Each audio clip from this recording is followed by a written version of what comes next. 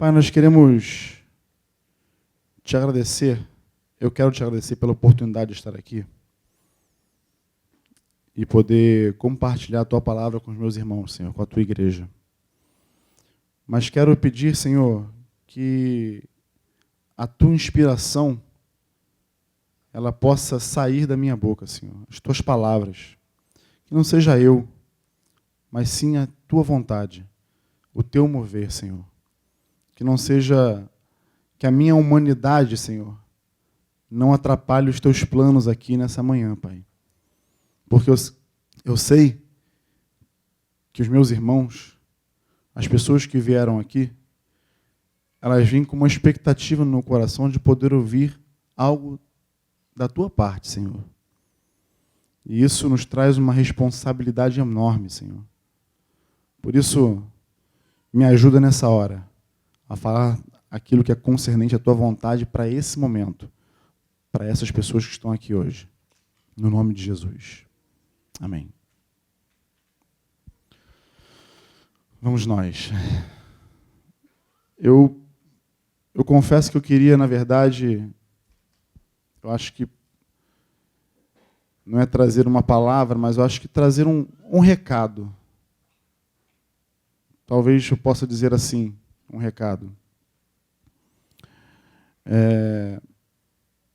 Um recado baseado naquilo que eu tenho visto nesses últimos tempos e que tem me preocupado como pastor, como parte desse corpo, né?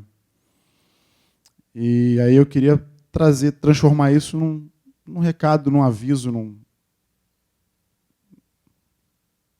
sei se posso dizer uma palavra, mas eu vou trazer e vocês tenham paciência comigo, porque eu tenho muitos fragmentos dentro de mim para falar. Eu preciso concatenar tudo isso na minha mente. Entendeu? Vamos lá. A época que nós estamos vivendo agora, início de ano, ela é uma época muito propícia para aquilo que nós fazemos normalmente, né? Muita gente faz isso. Eu falo muita gente porque eu acabo não me incluindo nisso, né? Eu não sou esse tipo de pessoa, mas admiro quem é, né? A pessoa que começa a avaliar o ano que passou e começa a fazer suas metas, os seus planos para o ano que entra, né? O nome disso é planejamento. Mas eu tenho me preocupado quando eu vejo as pessoas motivadas, muito motivadas, a quererem fazer coisas diferentes ao longo na virada de um ano, como, por exemplo, esse ano eu vou ler a Bíblia inteira, ou esse ano eu vou ler mais livros, ou esse ano eu vou mais às reuniões, enfim, seja lá qual for o motivo.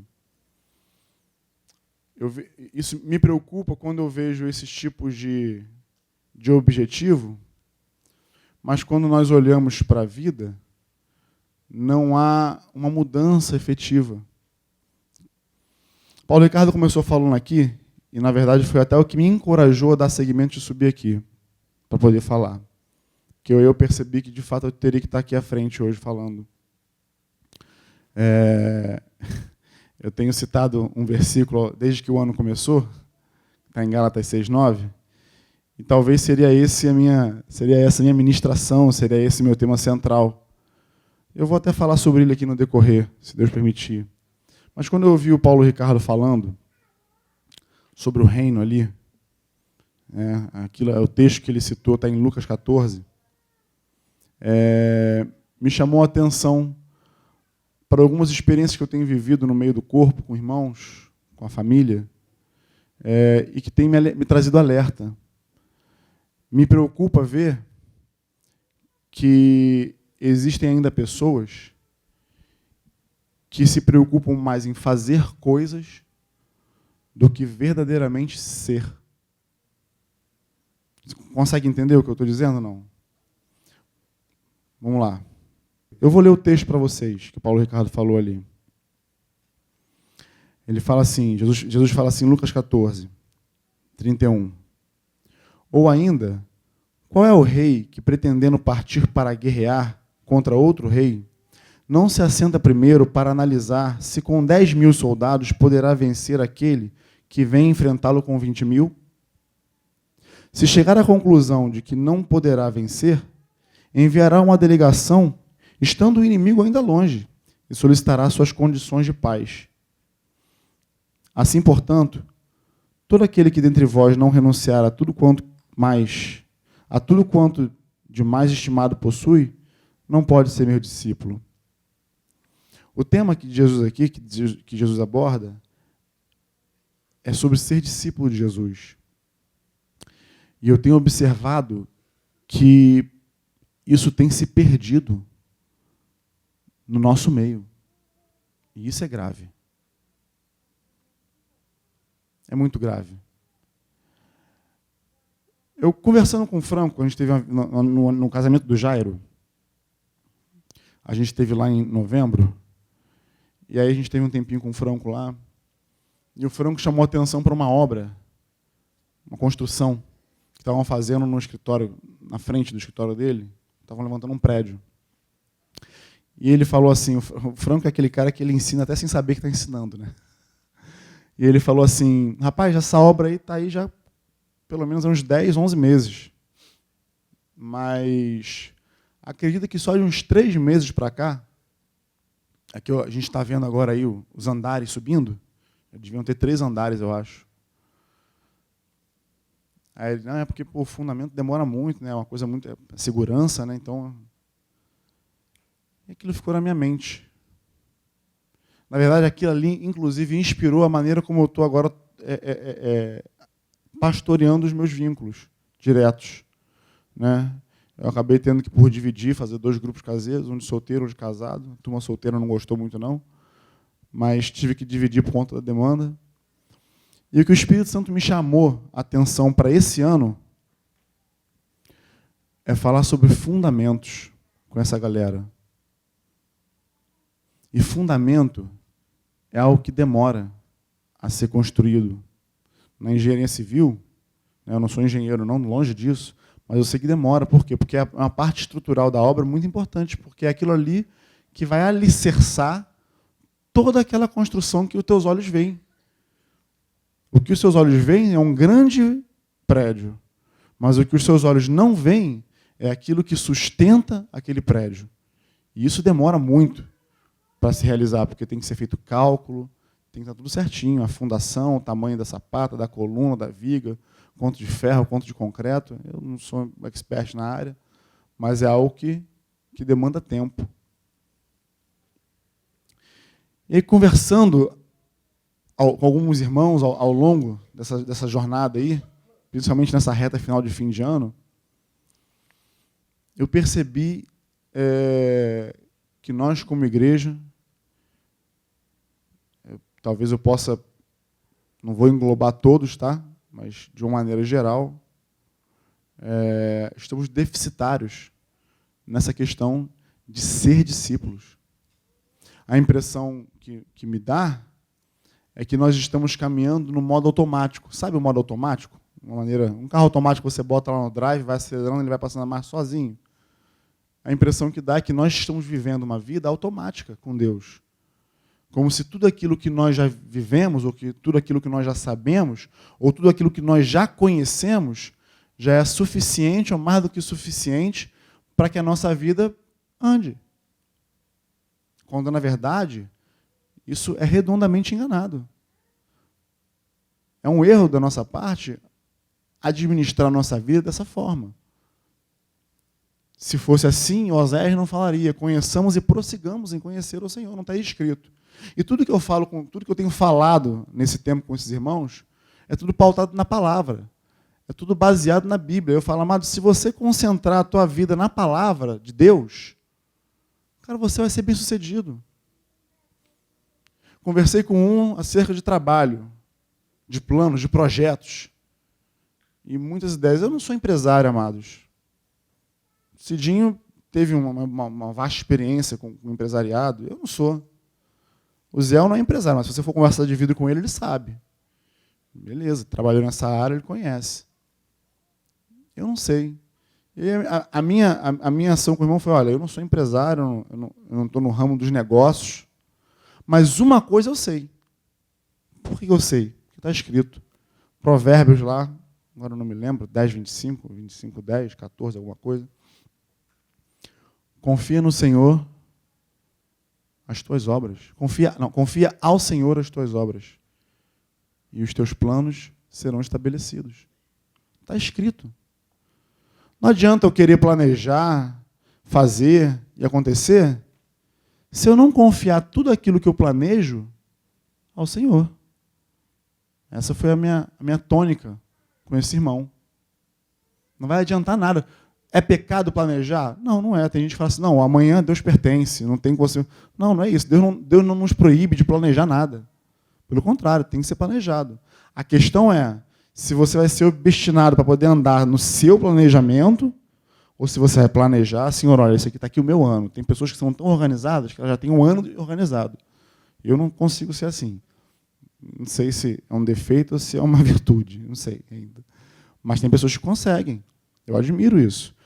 Mas é ruim quando Deus começa a falar assim, ó, vai que no meio do ano, ó, esse plano aqui para você não é. Ó. Aí vai pegando a direita aí, vai saindo nessa direita aí, porque é para outro lado que eu quero que você vá. E aí você insiste em ficar naquele plano que você traçou e não dá ouvido a Deus. Então, estabelece os seus planos, mas confia eles ao Senhor. Palavra, está aqui. E aí você conversa com outro irmão, com outra irmã, e aí você vê a falta de firmeza nos passos em coisas simples.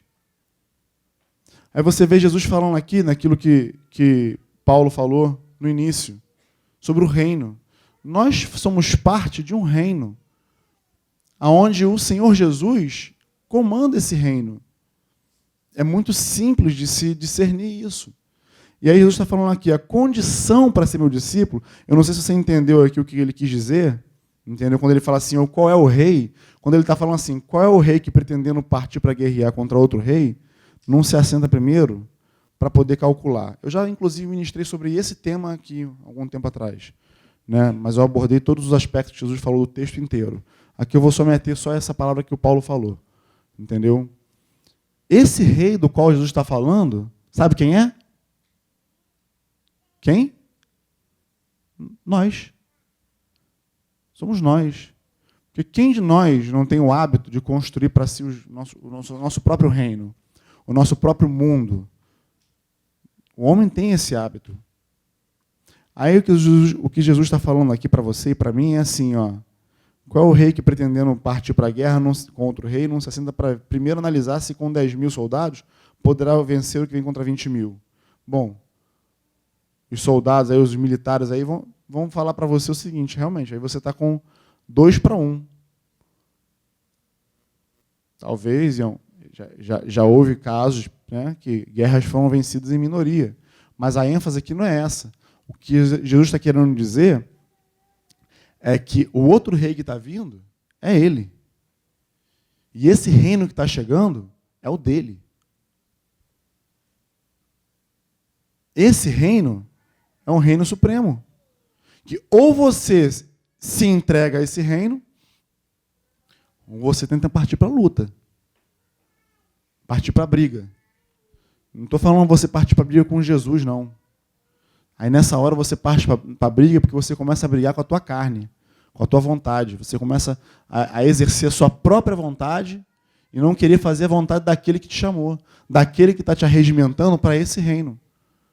É uma luta perdida, você não tenha dúvida disso. Mas aí Jesus fala assim, se chegar à conclusão que não poderá vencer, quer dizer, você tem que chegar a essa conclusão. Pode ser que quando você veja o exército vindo, você ache que você possa enfrentar. Do seu jeito, da sua maneira. Mas mais cedo ou mais tarde, você vai chegar à conclusão de que do teu jeito não deu certo. A tua maneira não está funcionando. E o que fazer? Como fazer? A quem recorrer? Como caminhar? Está escrito na palavra.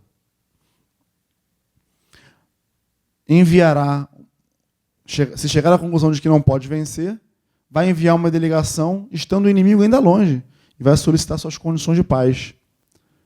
A condição de paz aqui, ela é uma condição de rendição. Existem, inclusive, traduções que falam, do contrário, ele se rende, vai se render. Você se rende a um reino mais poderoso que o seu. Você se rende a alguém que é mais forte que você. E, nesse caso, é o senhorio de Cristo na tua vida. Assim, portanto, todo aquele que dentre vós não renunciar tudo quanto mais estimado possui, não pode ser meu discípulo. Bom, então, nesse reino, tudo aquilo que você considera valoroso, bom, vou falar para mim o que eu considero de valor. Tá? Valor para mim, valor inestimável, que não tem preço, é minha esposa, minhas filhas, isso não tem preço. Aí o que Jesus está falando para mim é assim, Luciano, se você não renunciar à tua mulher e às tuas filhas, você não pode ser meu discípulo. Aí vocês vão falar para mim assim, caramba, duro esse discurso. Como é que um pai renuncia às filhas? Como é que um marido renuncia à esposa? Quando eu falo renunciar, não é abrir mão delas, não. Quando eu falo renunciar, o que Jesus está querendo dizer aqui é não colocá-las num lugar que não pertence a elas. Que é o quê? Que é o topo. As primeiras coisas em primeiro lugar. Não é isso? Quais são as primeiras coisas? O senhorio de Cristo na minha vida. O senhorio de Cristo. Se Ele é meu Senhor, Ele vem em primeiro lugar em tudo. Antes da minha mulher, antes das minhas filhas, antes de mim mesmo. Antes de mim mesmo. Compreende? Aí eu começo a enxergar jovens, irmãos, se planejando, fazendo, cheios de planos, de sonhos, de desejos, de metas, mas tropeçando no mesmo erro, não abrindo mão do seu eu, fraquejando na hora de dar passos firmes em direção a Cristo. Eu não sei se esse pode ser o teu caso, né? Mas se for, ouve o que eu estou falando. Talvez não seja, tá? Joia. Se junta a mim e me ajuda. Ajuda o Ziel, ajuda o Cidinho, a liderança, a cooperar com essa igreja, com o crescimento dessa igreja. Por quê? Porque nós não podemos presumir que Deus nos chamou apenas para viver aqui, nessa redoma, nesse ar gelado pra caramba, que as mãos estão frias demais, está gelado aí atrás. E achar que Deus nos chamou para isso aqui, que isso aqui é o suprassumo daquilo que Deus tem para mim e para você. Porque não é. Aqui dentro, amados, eu olho para vocês, vocês olham para mim, e todo mundo tem cara de crente. Olha que lindo. Olha o Bol. Olha o Bol. Que menino lindo, rapaz. Que crente joia. A Suzy não. Suzy nem aqui dentro consegue.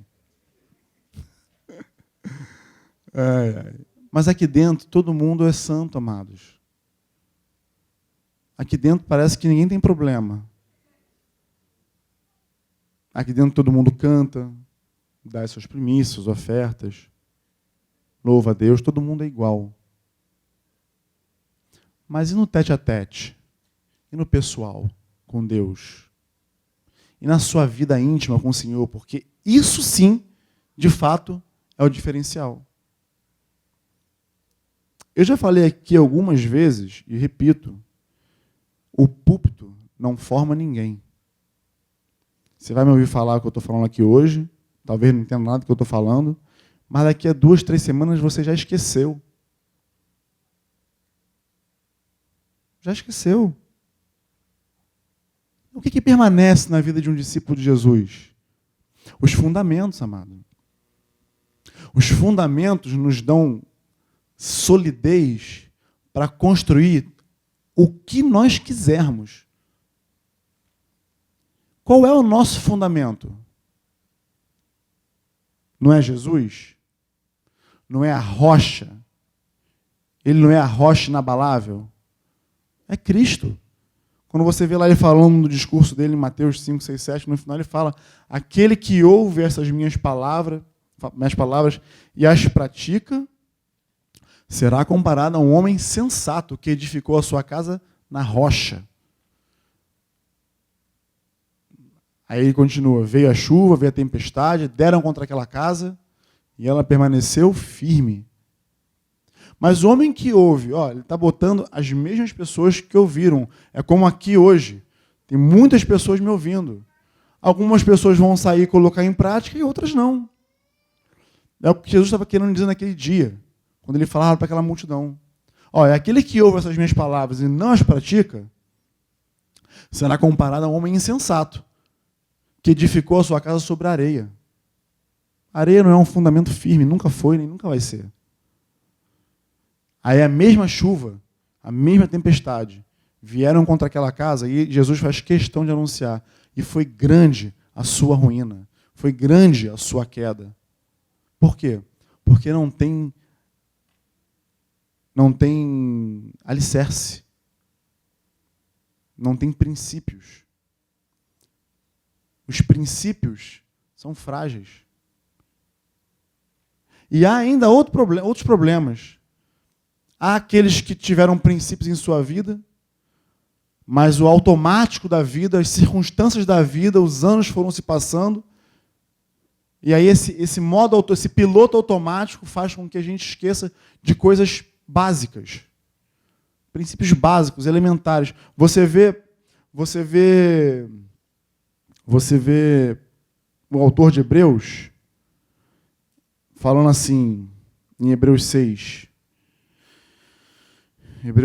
11, ele fala assim: a esse respeito tenho muitas coisas que dizer, e difíceis de explicar, porquanto vos tendes tornado tardios em ouvir. Pois com efeito, quando devias ser mestres, atendendo ao tempo decorrido, tendes novamente a necessidade de alguém que vos ensine de novo quais são os princípios elementares dos oráculos de Deus. Assim, vos tornaste como necessitados de leite, e não de alimento sólido. Ora, todo aquele que se alimenta de leite é inexperiente na palavra da justiça, porque é criança. Mas o alimento sólido é para os adultos, para aqueles que, pela prática, têm as suas faculdades exercitadas para discernir não somente o bem, mas também o mal. Eu não sei quem escreveu Hebreus aqui, há uma controvérsia, Paulo, se não é, mas o autor que escreveu, ele já devia estar assim: caramba, falando com esses irmãos, vocês, já pelo tempo decorrido, já devia ser mestre. Mas vocês incorrem ainda, vocês permanecem ainda estagnados no mesmo lugar por conta dos mesmos erros que vocês cometem. Eu não estou falando que nós não podemos errar, porque nós somos humanos, nós erramos, e muito. Mas os mesmos erros sempre? Sempre? E quando nós nos posicionamos dessa forma, nós somos enredados, entrelaçados pelo mesmo pecado, pelo mesmo problema, pela mesma situação. Sabe o que significa? Que você nem está suando sangue, como diz a palavra, para se livrar disso. Deixa eu ver se eu consigo achar aqui. Acho que é Hebreus 12, eu acho. Hebreus 12. 12:1. Vou ler do 1. Portanto, também nós, visto que temos a rodear-nos tão grande nuvem de testemunhas, desembaraçando-nos de todo o peso e do pecado que tenazmente nos assedia, corramos com perseverança a carreira que nos está proposta, olhando firmemente para o autor e consumador da fé, Jesus, o qual, em troca da alegria que lhe estava proposta, suportou a cruz, não fazendo caso da ignomínia, e está assentado à destra do trono de Deus. Considerai, pois, atentamente aquele que suportou tamanha oposição dos pecadores contra si mesmo, para que não vos fatigueis, desmaiando em vossa alma. Ora, na vossa luta contra o pecado, ainda não tendes resistido até o sangue, e estáis esquecidos da exortação que, como a filhos, discorre convosco. Filho meu, não menospreze a correção que vem do Senhor, nem desmaies quando por ele for reprovado, porque o Senhor corrige a quem ama e açoita todo filho a quem recebe. Tu já suou sangue para se livrar dessa parada que te rodeia? Se você se esforçou com intensidade, porque isso, inclusive, fala do nosso nível de comprometimento com o próprio Cristo, com o senhorio dele nas nossas vidas. Eu aprendi algo, desde que me converti, para poder me livrar dessas coisas, do pecado. Eu expunha a minha vida para todo mundo. Eu não estava nem aí. Lógico, hoje nós temos, nós falamos, não, confessa para o teu discipulador, pede perdão para quem você ofendeu, aqueles caminhos todos que nós já conhecemos. Mas a minha intenção era me ficar livre daquilo. E quando não era suficiente confessar para o meu discipulador apenas, eu rasgava para todo mundo que estava do meu lado. Eu falava, botava a boca no trombone. Assim, eu me livrava de todo o sofisma do diabo na minha mente. E me livrava de toda a condenação. Porque uma vez confessado na luz, tudo que eu preciso agora é me arrepender e não tornar a fazer aquilo. E lógico, eu tinha mais pessoas de olho em mim. Se alguém já me visse sozinho num canto, já ficava de olho. Está fazendo o que sozinho aí? Para quê? Para me ver livre do pecado, livre do erro. Mas aí nós, com efeito, pelo tempo decorrido, já deveríamos ser mestres nessas coisas. Já deveríamos estar replicando e ensinando a outros, quando, na verdade, permanecemos no mesmo lugar. No mesmo lugar. O que eu percebo é que a inconstância das nossas vidas, elas não permitem que a gente consiga chegar no ápice daquilo que Deus tem para nós. E eu tenho visto muita gente inconstante. Mas eu tenho visto também muita gente sem prática da palavra, sem manejo da palavra, sem contato com a palavra. E eu não estou falando de alguém que se converteu agora, não. Eu estou falando de gente já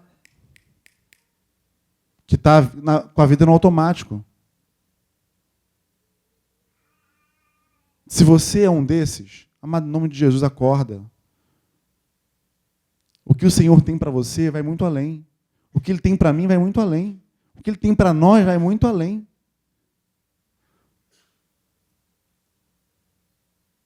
É ruim a gente planejar o ano, metas, trocar de carro, mudar de casa, de emprego, ser promovido, e a vida com Cristo está no negativo, no vermelho. Qual é a função? Qual é a razão num planejamento como esse? Sabe o que me faz pensar? Sabe a conclusão que eu chego? É de que é uma vida sem propósito. Uma vida pautada, vazia. Apenas por conquistas pessoais e bens materiais, que não vão te levar a lugar nenhum. Por quê? Porque a minha vida e a tua vida aqui é um sopro. É um sopro. Se eu não me engano, pelo IBGE, aí nós temos uma expectativa média de vida de 77, 78 anos, os brasileiros. Vamos dizer que isso seja mais ou menos verdade. Vamos dizer aí que vamos com muita boa vontade que a gente viva aos 85, 86. O que é isso perto da eternidade? O que você pode se agarrar tão ferrenhamente que você não possa abrir mão por causa do reino de Deus, que você não receba na eternidade? Por que Jesus falou para aquele jovem rico: vai, vende tudo que você tem, dá aos pobres, vem e me segue, que aí você vai ter um tesouro no céu? Por que Jesus fala: não ajunteis tesouro na terra, onde a traça pode comer, a ferrugem pode arruinar, onde o ladrão pode roubar, mas acumuleis tesouro nos céus? Por que Jesus aponta para lá? Porque é para lá que nós vamos. Não adianta nada virar o 2020 e você continuar sendo a mesma pessoa, com os mesmos hábitos, se aqui dentro de você não muda, se você não se rende ao Senhor, não se entrega a esse reino, não busca praticar e fazer aquilo que o Senhor te chamou para fazer. É em vão. É em vão. Sabe o que acontece? Vou te falar o que acontece. Há um desgaste. Há um desgaste teu.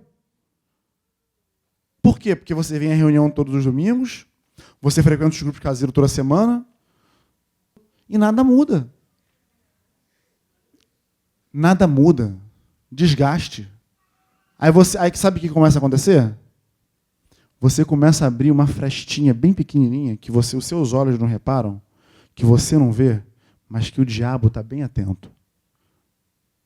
E aí ele começa a disseminar, a lançar. Sabe aquilo que Paulo fala? Estai com o escudo da fé, para que vocês possam resistir aos dardos inflamados do diabo. Quem já jogou dardo aí sabe o que Paulo está falando. Dardo. Dardo inflamado é um dardo que está pegando fogo lá. E aí ele aproveita essa brechinha para começar a falar assim, ó, isso aí não é para você não, Oswaldeci. Isso é mó furada, você não consegue, tá aí mó tempão, batendo cabeça. Ih, Flávio, ó, vai vender farinha que é melhor, porque tá ruim para tu aqui. Não dá não. Entendeu? Márcio, não dá não, cara. Seu casamento aí está começando a ficar complicado, de repente essa mulher é para você. E o diabo começa. E aí, por causa do seu desgaste, porque você olha para a sua vida e não vê ela saindo do lugar, se movendo em Cristo, você começa a acreditar naquilo que é um sofisma. Porque o que é um sofisma? Quem sabe me dizer? É uma mentira que parece uma verdade. Aí você começa a engolir aquilo. Pô, é verdade, faz sentido. Não é para mim isso. Isso é para quem já nasceu, para quem já foi escolhido desde o ventre. Sansão lá foi escolhido desde o ventre. Deus apontou ele lá e... Né? Aí tem até versículo bíblico para poder falar. Até embasa suas teorias na Bíblia. Mas não é, amado. É porque você é fraco. A tua disposição de querer andar com Cristo acaba se tornando fraca. Logo, a sua fé é pífia. A nossa fé é mínima. Se na luta contra o pecado a gente não consegue nem resistir até o sangue, se quando a gente é disciplinado pelo Senhor a gente quer desmaiar, o autor fala que não desmaia não, filho. Sustenta. Fica em pé. Recebe aí o açoite do Senhor, que é para o teu bem. Mas a gente quer... A geração Nutella, né? O pessoal fala, né? Ai, meu Deus, Deus não me ama mais. Porque eu pedi um varão, ele não me deu. Não me ama mais. Eu vou ficar solteira pro resto da vida. Que isso, irmão? Você tem 20 anos, calma aí. Não. É um drama. Hoje em dia tudo é um drama. Mas ninguém olha para a palavra. Aí a gente começa a aconselhar, a falar. E é como se assim, a gente estivesse falando dos mistérios mais ocultos de Deus, mas está tudo escrito aqui, amado. É só você se dedicar. Você quer que a tua vida ande? Você quer progredir? Conheça a palavra do Senhor. Se programe, se planeje sim, mas sujeita a Ele o seu planejamento. Sujeita a Ele a sua vida.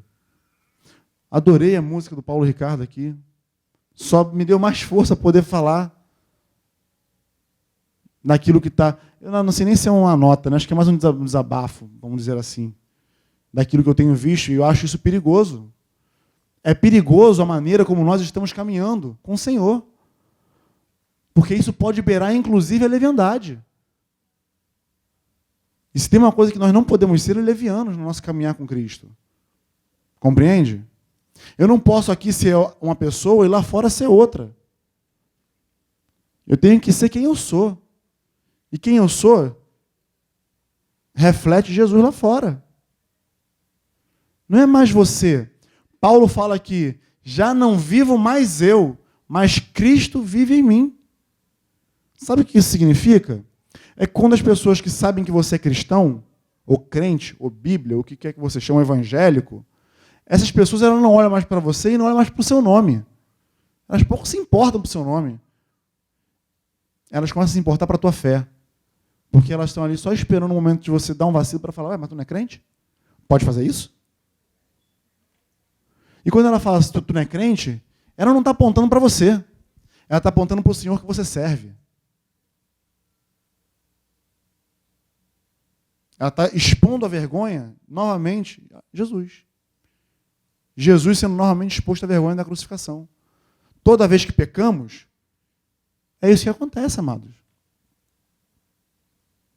Eu não estou querendo dizer que a gente não tem pecado. Por favor, não me entenda mal. João escreveu isso lá na carta dele. Se dissermos que não temos pecado, fazemos ele mentiroso. Pô, pelo amor de Deus. Mas, filhinhos, essas coisas vos escrevo para que não pequeis. Mas, se contudo alguém pecar, temos um advogado junto ao Pai, Jesus Cristo, o justo. É para ele, é nele, que converge todas as coisas. Por que nós insistimos em querer resolver da nossa maneira? Na força do nosso braço? Por quê? Se você sabe que não vai dar certo. O fim disso é trágico. É desgaste. Aí você começa a ter problema com o irmão do seu lado. Que o irmão quer te ajudar, mas você não consegue enxergar a ajuda. Por quê? Porque você já está distante. Já está distante do Senhor. Já está distante da palavra dele. Eu já falei aqui também sobre isso. Num programinha que eu já assisti, que você é aquilo que você come. Né? Se você é o que você come, como tem andado a tua alimentação espiritual?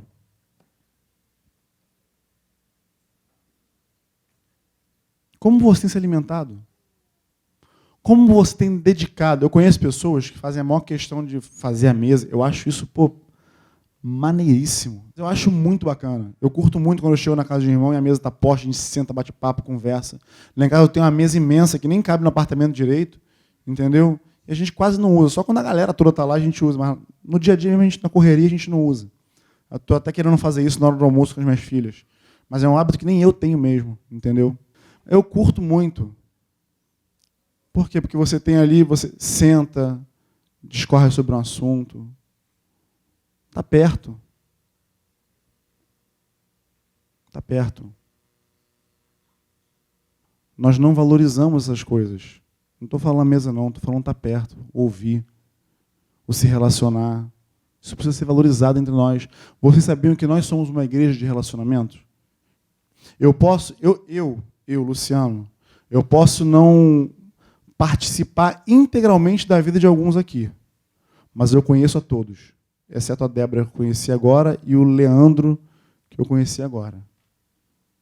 Mas todas as faces que eu estou olhando aqui, eu conheço todos vocês. Os desviados também.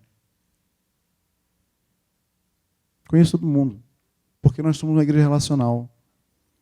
E uma igreja de relacionamento, ela precisa ter saber o seu propósito. Isso tem que estar muito bem claro na nossa mente. Tem que estar muito bem delineado nos nossos objetivos. Porque viver uma vida por viver não vai te levar a lugar nenhum. Tanto no seu trabalho, tanto na sua casa, tanto na sua família, tanto em qualquer lugar que você vá.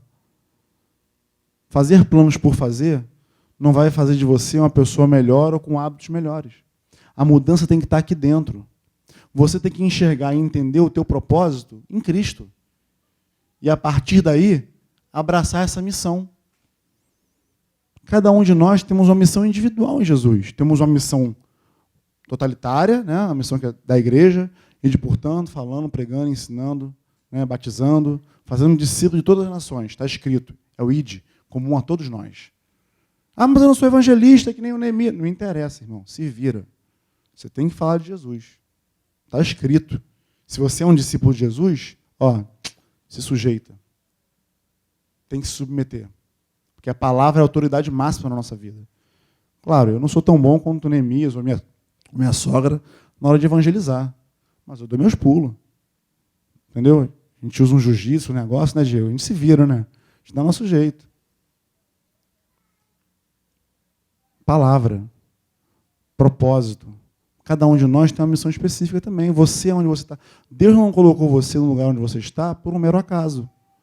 Eu vou achar que esse aqui pode ficar na Zona Sul, esse aqui na Zona Norte, esse aqui vai nascer na família tal, aleatório. Não, amado. Tem plano, tem projeto. Deus tem projeto para cada um de vocês. Somando o projeto na vida de cada um, quando nós chegamos aqui e sentamos como um exército, esse projeto totalitário faz com que não caiba mais pessoas aqui dentro desse lugar. Que esse espaço fique pequeno para nós. Mas isso, se nós, ao longo da nossa caminhada, não fraquejarmos em andar com Jesus. Não achar que pecado é vitamina. Né? Eu já ouvi isso já. Mas eu pequei porque estava fraco. Então, vou tomar 3 doses de pecado que resolve o problema. Fica forte. Não é. Está fraco porque o teu desejo de seguir a Jesus é fraco. Não está firme porque os seus alicerces em Cristo estão na areia. Está tudo escrito. Está tudo na Bíblia. Está tudo escrito, amado. Tudo pautado na palavra. E aí? Que faremos, pois, à vista dessas coisas? Que faremos, pois, à vista da nossa vida? Eu fiquei muito satisfeito ontem, porque ontem eu tive uma conversa com um jovem. E aí, sabe quando eu acho que Deus te dá um refrigério? Calma, nem tudo está perdido. É igual Elias, quando, Senhor, só ficou eu aqui, misericórdia. Calma, jovem. Tem 7.000 que não dobraram o joelho a Baal. Relaxa. Ontem, conversando com um jovem, ele veio me contar uma experiência assim. Caramba, Luciano, me diz aí. Me ajuda aí. Ele fala. Não, porque eu estava na semana passada, agora não me lembro, esses dias atrás, e aí eu estava andando, trabalhando, de repente me veio uma irmã na cabeça.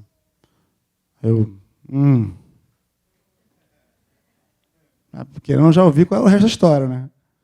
Não, é uma irmã que eu nem tenho assim tanto contato, eu sei quem ela é, eu conheço ela, mas eu não tenho tanto contato. Ele me falou o nome da irmã, eu falei, tá, realmente, eles não são próximos, se conhecem, mas não são próximos, não tem relacionamento.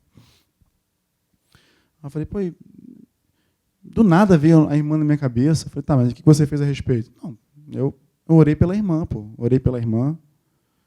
Tá, legal. E aí? Não, aí eu fui até a irmã perguntar se estava tudo bem, se estava tudo legal com ela, como é que ela estava. Não, e aí? Não, ela respondeu que estava tudo bem. Eu falei, beleza. Aí depois eu mandei a pregação para ela, aí perguntei se ela tinha assistido a pregação e tal, ela falou que não assistiu e tal. E aí logo depois ela começou a falar, não está tudo bem não, eu estou confusa e tal. Eu falei, legal. Aí ele falou, e você? Não, cara, procura outro discipulador e tal, anda, conversa. Estou contando essa história para vocês, como um alento, porque esse irmão me perguntou assim, caramba, isso foi coisa da minha cabeça ou foi Deus que falou comigo? Aí eu transfiro a pergunta para vocês. Foi algo da cabeça dele ou Deus falou com ele? Por que vocês afirmam que foi Deus que falou com ele? Não pode ter sido alguma coisa da cabeça. Eu respondo. Porque a tua mente, a tua alma, a tua carne, não se converte. Nunca. Então é impossível que a tua carne queira fazer o bem a alguém ou querer perguntar a alguém se está tudo bem. A tua carne vai procurar aquilo que é bom para ela, não para os outros. Aí eu falei, filho, cara, que alegria. Foi Deus que falou contigo. Agora segue nessa simplicidade. Porque você sendo fiel no pouco que você está recebendo, Deus vai poder te colocar sobre o muito. Entende? Nós temos a megalomania de querer que caia um raio no púlpito e de que haja relâmpagos e anjos voando e queremos ver essas coisas acontecerem porque só assim nós podemos ver a grandeza de Deus. Mas, cara, ontem eu vi a grandeza de Deus na vida desse irmão.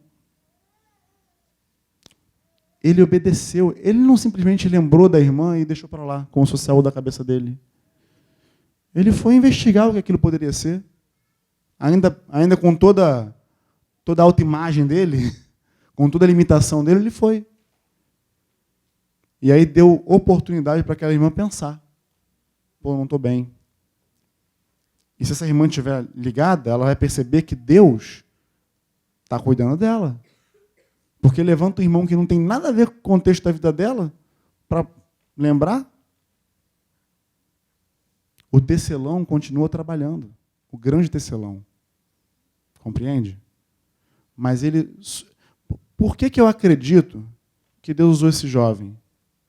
Porque eu vejo esse jovem e eu sei que ele tem tido fome e sede de Deus. Eu tenho visto ele buscar se parecer com Jesus. Como é que Deus não vai aproveitar um coração desse? Então, amados, desliga o piloto automático e não considera que aquilo que você já tem é o melhor que você pode ter. Porque se você faz isso, você acaba engaiolando ou encaixotando ou suprimindo na sua mente a grandeza de Deus e aquilo que Ele pode fazer na tua vida. Deus ele é capaz de tirar um homem de trás das ovelhas lá, do rebanho, um ninguém, e colocar ele no meio de príncipes. Deus pega um homem menininho, franzino, que o pai nem se lembrava que tinha, filho, que era ele. Ah, tem sim um rapazinho lá que cuida das ovelhas. E fazer esse homem um homem segundo o seu coração. Porque ele é Deus. Porque ele é Senhor. Mas ele tem sido Senhor da tua vida? Ou você tem agido com mera religiosidade?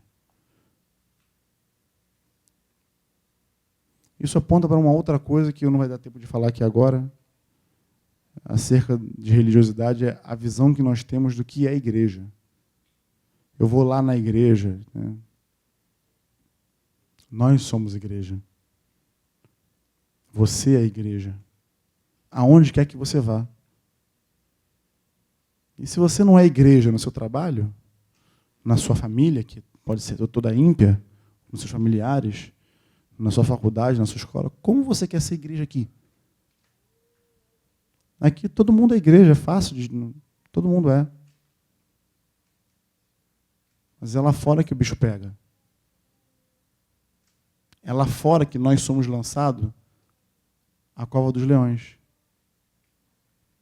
E é lá fora que o nosso testemunho tem que gritar. Aqui, todo mundo é crente. Banco confortável, ar-condicionado no talo. Podia desligar um compressor aí, mas tudo bem. E aí?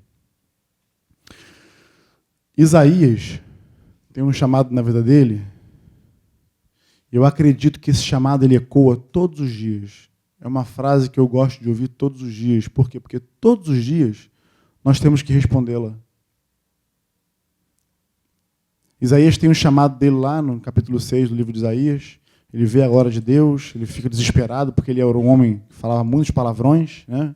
Não é assim que ele fala lá? Ai, meu Deus, estou perecendo porque eu sou um homem de lábios impuros. E eu habito no meio de um povo de impuros lábios. Então vem um anjo lá, um serafim, um querubim, um mistério desse aí, toca na boca dele com uma brasa que tira lá do altar, um tenaz, purifica os lábios dele. E aí, no desenrolar da história, Deus fala assim: a quem enviarei? Quem há de ir por nós? Deus poderia muito bem falar assim: bom, agora que eu fiz tudo isso aí contigo, cara pálida, agora tu vai. Já me viu, já viu minha glória, já achou que ia morrer, não morreu, está no lucro. Vai agora fazer o que você tem que fazer. Mas não. Deus não faz isso. Deus age no nosso querer. A quem enviarei? Quem há de ir por nós? Essa é a pergunta que Deus faz para você hoje. Tu está disposto, igual a Isaías, a falar assim: eis-me aqui, Senhor, envia-me a mim. Ainda que isso te custe a vida, ainda que isso te custe o teu conforto, ainda que isso te custe as suas paixões, as suas vontades, os seus desejos, Porque custa. Custa e custa muito, amados. Custa. Por isso Paulo escreve em Gálatas lá, na guerra contra a carne e o espírito, ele fala no final, e os que são, e os que pertencem, os que são propriedade de Cristo Jesus, crucificaram as suas paixões com ele e os seus desejos. Crucificou, irmão. O caminho é estreito. A porta é pequena. Não é diferente disso. Então, se você planejou o teu 2020, eu quero dizer para você que você ainda vai ter muitas outras viradas de ano. 2021, 22, 23, 24 e assim por diante. Se Jesus não voltar até lá. Nada vai adiantar. Eu vou repetir. Nada vai adiantar você se planejar se você não mudar quem você é. Se você não se render a esse rei e a esse reino e buscar fazer a vontade dele para a tua vida. Porque foi ele quem te planejou, foi ele quem te projetou. Você não é dono de si, você não vai para onde teu nariz aponta. Tem um Senhor sobre a tua vida. Então, honra esse senhorio. Seja de fato um discípulo de Jesus. Um discípulo que ouve e obedece. Não um discípulo que ouve e acha legal e está no meio da multidão. Está no meio do bolo. É só mais um no meio da boiada. Nós não fomos chamados para ser assim. As pessoas gostam de olhar para Jesus como Deus poderoso. Mas ninguém se lembra de que antes de ser Deus poderoso, o leão da tribo de Judá, ele foi como uma ovelha muda para o matadouro. Essa parte ninguém gosta.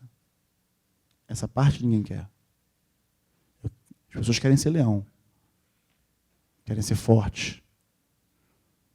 Mas não querem se humilhar. Não querem renunciar à sua vontade. Compreende? Então, que o nosso 2020 comece de maneira diferente. Que não seja um ano que virou, um número que virou na sua vida, mas que seja o teu desejo de servir a Cristo, e o teu pacto com Ele, continue firme. Achei interessante Paulo Ricardo falar aqui, ora Deus, refaz a tua aliança com Jesus. É possível que você precise refazer a tua aliança com Cristo mesmo. É possível que você tenha que olhar para as tuas bases, para os teus pilares e ver, pô, caramba, eu tenho que reparar isso aqui, porque está errado. É possível que você tenha que fazer isso aí mesmo. Mas você só vai ser capaz de fazer isso se você for honesto com quem você de fato é. Olhar para você e ser honesto consigo mesmo. Eu nunca acreditei, nem nunca vou acreditar que ninguém é capaz, que existem pessoas que não consigam seguir a Cristo. Porque Deus deu ao homem um talento insuperável. Tudo aquilo que nós nos aplicarmos a fazer, nós conseguimos. Não existe nada que você não se aplique a fazer que você não consiga. Se você hoje é, se você hoje é vendedor, você vende produtos numa loja, num shopping, mas se você quiser se tornar um mecânico ou uma mecânica, se você começar a estudar e se dedicar àquilo, você vai ser. Se você quiser ser um cirurgião, você vai ser. E não importa quantos anos você tenha. Não importa o tempo que já passou. Não importa. Porque Deus te deu essa capacidade. Porque dentro de você aí, Ele habita. Ele está aí dentro. Você é a morada dele. Não tem como ser diferente. O problema está em quando nós esquecemos disso e vivemos a vida de maneira aleatória. Com pessoas que não têm propósito nessa vida. Nós não somos mais peregrinos. Nós não somos mais errantes. Nós sabemos para onde vamos. Sabemos de onde viemos. Temos a exata noção de onde estamos. E sabemos para onde vamos. Nós não estamos mais enganados. Nós não estamos mais como o povo no deserto, rodeando em círculos, por 40 anos, por conta dos seus problemas, das suas maledicências, das suas murmurações contra o Senhor. Tudo isso já nos foi revelado para nos ensinar como fazer. O que falta então para nós, amados? Como igreja, o que falta para você e para mim que a gente já não saiba, que não esteja escrito, revelado na palavra dele? Eu vou te dizer o que falta. Falta você se mover, se interessar firmemente, com firmeza, com dedicação, a conhecer e a prosseguir em conhecer esse Senhor. Porque fazendo isso, tudo aquilo que você fizer vai ser bem sucedido. Quando você começa a entender o tempo de Deus na tua vida, quando você começa a reconhecer a voz de Deus falando contigo, quando você começa a reconhecer o caminho que Deus está fazendo para você e aonde Ele vai te levar, isso tudo fala de intimidade com o Senhor, fala de um relacionamento íntimo. E tudo que Deus quer conosco é esse tal de relacionamento íntimo. Deus não está interessado no teu dinheiro que você depositou aqui, que Ele é o dono do ouro e da prata. Você dá por uma questão de fé, você dá por uma questão de obediência. Deus não está interessado nos teus talentos, embora Ele tenha te dado. Deus não está interessado na forma que você veste, na forma como você se apresenta. Sabe naquilo que Deus está interessado? No teu coração. Dá-me, filho meu, o teu coração. Sabe por que Ele quer isso? Olha que interessante. Você vê Jesus falando assim, em Mateus, se eu não me engano agora. Algumas pessoas chegaram e falaram assim, Jesus fala assim, por que me chamais Senhor, Senhor, e não fazeis o que eu vos mando? E aí, a pessoa para quem ele fala isso, retruca. Mas, Senhor, em teu nome, nós curamos enfermos, expulsamos demônios. Em teu nome, nós fizemos muitos milagres e maravilhas. Tu já fez milagres e maravilhas aqui? Talvez você tenha expulsado demônio. Já ressuscitou um morto, já curou um doente. Milagres e maravilhas. É o que nossos olhos estão acostumados a querer ver. E essas pessoas falaram isso para ele. Está escrito. Aí ele fala assim, naquele dia vos direi abertamente, apartai-vos de mim, porque eu nunca vos conheci. Se para Jesus o importante fosse o fazer algo, essas pessoas já estavam não só no céu, mas assentadas à direita e à esquerda dele, por conta das muitas coisas que eles fizeram. Mas o Senhor não está interessado no que você faz, porque o que você faz é consequência daquilo que você é. Se você não é, logo o que você faz torna-se irrelevante. Não adianta nada. Entende? Então vamos começar a ser, para que a gente possa ser conhecido do Senhor e conhecê-lo cada vez mais. Essa igreja tem que se levantar forte, saudável, porque ovelha sadia dá cria. Eu anseio em ver o dia em que esse lugar ficará pequeno para nós. Mas eu não consigo fazer isso sozinho. Tampouco o Ziel, o Cidinho. Nós somos um corpo, uma massa. Um só. E aí, quem tem que fazer isso somos nós. Sabendo do real propósito para o qual Deus nos chamou. É nisso que define tudo na nossa vida. Tudo na nossa vida passa por saber quem nós somos e o que Deus nos chamou para fazer. Se você sabe isso, se você tem isso como uma estaca, um pilar na tua vida, com certeza isso vai te guiar a passos largos em direção ao Senhor. Amém? Podemos ficar de pé? Em nome de Jesus? Já falei demais? Acabou que eu nem citei aqui, né? O versículo, né, Zé? O Zé falou que ia pegar aqui sobre Gálatas 6:9. Em Gálatas 6:9 fala sobre fazer o bem. Na viagem com o Franco, quando eu fui com ele para Cabo Frio agora, estava conversando com ele, falando que pastorear cansa. Né? Falei, poxa, Franco, pastorear cansa, né, rapaz? Meu Deus. É pepina atrás de pepina, é problema atrás de problema, você não tem um descanso. Chega no final do ano, a gente vai chegando no final do ano, vai achando assim, vamos ter Não respira, mas não. Chegou o final do ano, triplicou o negócio. Falei, meu Deus do céu. Cabelo ficando branco. Esses dias eu estava cortando o cabelo lá, o Felipe cortando meu cabelo. Eu olhei assim e falei, caramba, quanto lourinho, rapaz. Cheio de cabelo louro aqui, clarinho. Entendeu? Aí o Franco falou para mim assim, fazer o bem cansa. Na hora eu já me liguei. Aí eu falei assim, é verdade. Para fazer o mal, não. Já reparou? Falei segunda-feira na reunião de oração. Já reparou que para você fazer o mal, para eu fazer o mal, não cansa? Ui, é rápido. É só baixar o freio de mão e deixar a natureza seguir o curso dela. Natureza humana. Por quê? Porque eu e você somos maus. Não há nada de bom em nós, a não ser o Espírito Santo que em nós habita. Então fazer o bem cansa. Que esse ano a gente siga fazendo o bem, sem cansar.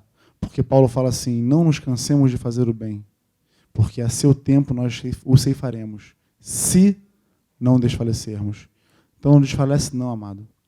Quando você estiver investindo na vida daquela pessoa, seja no âmbito profissional, seja no âmbito pessoal, seja familiar, seja o que for, porque fazer o bem a gente faz para pessoas. Deus nos chamou para nos envolver com pessoas, não com coisas. Coisas nós usamos, pessoas nós nos relacionamos, nós impulsionamos, nós motivamos, nós inspiramos. Entende? Segue fazendo bem, porque foi para isso que você foi chamado. Em nome de Jesus. Amém? Podemos orar? Falei, viu, Zé? Tá bom? No final, mas eu falei. Senhor, nós queremos te agradecer mais uma vez pela tua bondade. Tu és bom demais, Senhor. Tu és fiel demais, Senhor. Eu, sinceramente, Senhor, eu queria te pedir, nessa manhã, na verdade, já nessa tarde, que aquilo que eu não consegui transmitir com palavras hoje, que o teu doce Espírito venha trazer revelação. Que a tua palavra seja como um martelo que esmiuça a penha, Senhor, na vida dos meus irmãos. Eu quero te pedir, Espírito Santo, traz incômodo. Não traz conforto, não. Traz incômodo. Traz aquele incômodo no meio da madrugada para orar, para interceder, para te buscar. Traz, Senhor, o desejo de te adorar, de te louvar. Lembra, Senhor, os meus irmãos das suas primeiras obras, das suas primeiras práticas. Lembra a tua igreja, Senhor, daquilo que, Senhor, deixamos de praticar, daquilo que deixamos de fazer em detrimento de outras coisas que ocuparam o nosso espaço. São tantas coisas hoje, Senhor, que ocupam a nossa mente, que ocupam um espaço indevidamente, um espaço que é teu. Então, Espírito Santo, em nome de Jesus, só tu pode convencer. Esse é um dos teus atributos, nos convencer. Eu não consigo, Senhor, eu sou homem, sou falho, pecador, mas tu pode convencer-nos de qualquer coisa. Então, Senhor, se alguém entrou por aquela porta nesse dia, com a sua vida, Senhor, torta, com a sua vida, Senhor, desorganizada, sem rumo, sem propósito, sem direção, entra com a tua palavra, entra com os teus argumentos, que não são humanos. Traz a tua paz, paz que o mundo não conhece, mas que só tu é capaz de trazer, só tu é capaz de dar. Eu me lembro, Senhor, de quando eu me converti, estava numa reunião assim como essa, não entendi muita coisa do que foi falado, mas, Senhor, eu me lembro daquela paz. Eu me lembro, Senhor, de que no momento conturbado da minha vida, sem direção, sem expectativa, sem entender também o que eu estava fazendo ali, mas eu estava ali porque Tu queria que eu estivesse ali, Senhor. E Tu me trouxe paz. Paz como eu nunca havia experimentado. E essa mesma paz, Senhor, que eu gostaria que Tu trouxesse hoje aqui na vida dos meus irmãos. Paz para que eles possam discernir a Tua voz, para que possam estreitar o relacionamento contigo, Te conhecer cada vez mais. Ah, Senhor, vem nesse lugar e faz a Tua vontade, Senhor. Não deixa ninguém sair por aquela porta da maneira como entrou. Que saiam confrontados contigo, que saiam confrontados com a Tua palavra, que saiam confrontados com o Teu amor, porque Tu não desistes de nós, Senhor.